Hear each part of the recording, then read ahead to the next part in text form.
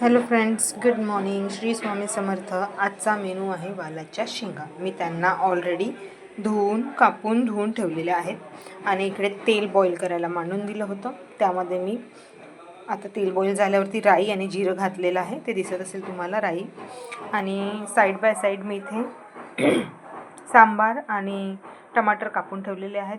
तसंच कांदाही कापून घेतलेला आहे आणि अद्रक लसणची पेस्ट घालता मी याच्यामध्ये अद्रक आणि लसूण आणि लाल मिरची कुटून घालणार आहे. त्यांनी एक वेगळाच फ्लेवर येतो नवीन. तर असं नक्की करून पहा, थोडंसं काहीतरी वेगळं. पण जर वेळ नसेल तर तुम्ही ते रेडीमेडही हे सगळं सामान मिळतं, ते यूज करू शकता. आणि तेही नसेल करायचं, डायरेक्ट तुम्ही फोडणी द्या. आपल्याकडे जे साहित्य अवेलेबल आहे त्याने ती फोडणी घाला, आपली भाजी रेडी. बस टाईम कन्झ्युमिंग प्रोसेस यूज करायचं आहे आपल्याला. तर चला, तेल झालेलं आहे, आपण याच्यात घालूया कांदा. आता आपला कांदा झालेला आहे आणि मी हे ठेचून काढून घेतलेलं आहे. आलं, लसूण आणि लाल मिरची बघा याच्यामध्ये हे झालेले आहेत रेडिश मॉइस्ट फ्राय. आता आपल्याला याच्यात घालायचं आहे सगळे मसाले: मीठ, हळद, तिखट,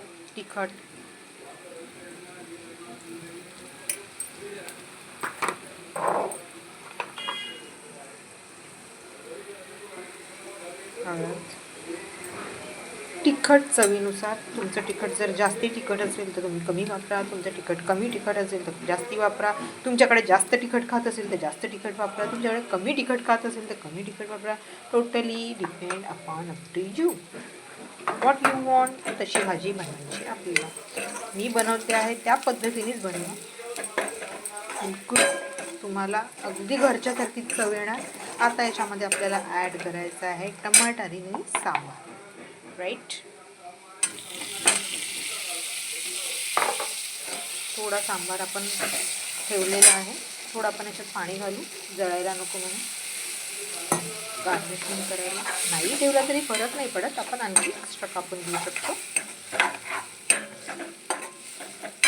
आता याला आपल्याला थोडं 5 मिनटं होऊ द्यायचं आहे, जोपर्यंत हे जे टमाटर आहे हे लुसलुशीत मऊशीर होत नाही तोपर्यंत.